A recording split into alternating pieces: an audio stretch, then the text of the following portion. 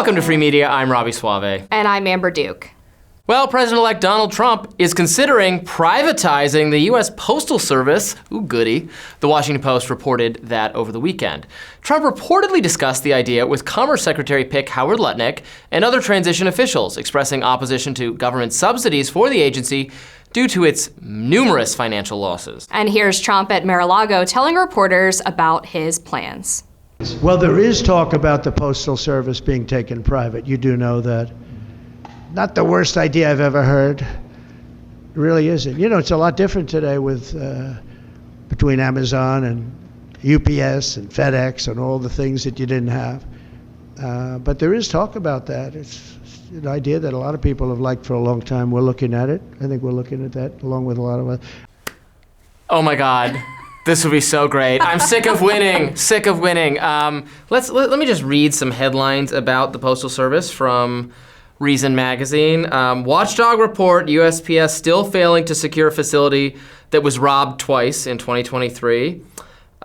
Postal inspectors have been illegally spying on Americans.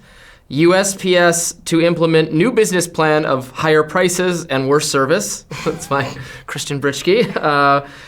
And so on. USPS uses facial recognition and other high-tech tools to monitor social media. It's a domestic surveillance institution in addition to just providing us terrible. This is a service that doesn't even need to be provided at all in terms of just like stuffing your mailbox with junk mail you don't need. So I would actually like to just see that go away. They lost $10 billion last year, and yet somehow Trump is the crazy one for suggesting that there might be a better way to do this. I mean, nobody trusts the USPS to get their mail even to the place it's supposed to go, let alone on time. I mean, how many pieces of mail and packages do they lose constantly? I mean, one of my biggest concerns when I was getting married was, are my invitations going to make it to everybody because I have to mail them via USPS. It's just a joke of an organization. And this was something that was brought up during his first term as well. And there was a collective media freak out about it. That was actually the time when I think Jeff Bezos and Trump started to mend their fences a little bit, because Bezos spied this great opportunity with potentially Amazon taking over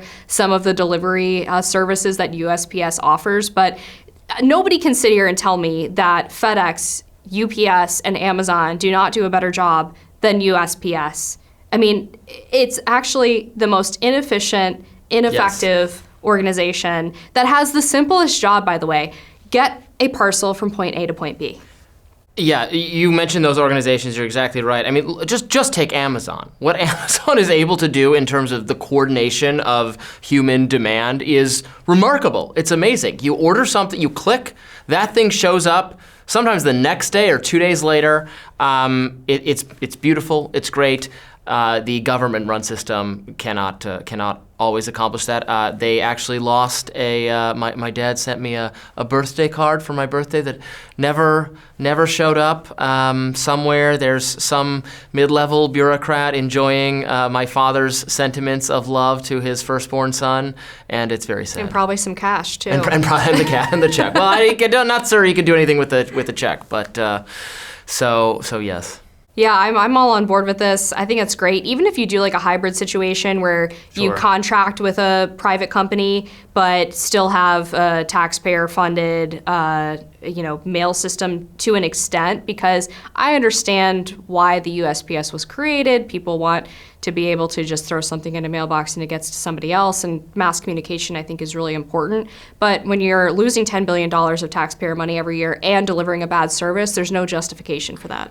Are you you and I are about the same age, you're a couple years younger than me, but we're millennials, right? And we don't really know how to mail letters. Younger people, I imagine, it is even more baffling. Like, I kind of know how to do it. I have to remind myself, like, what do you do? Where goes it?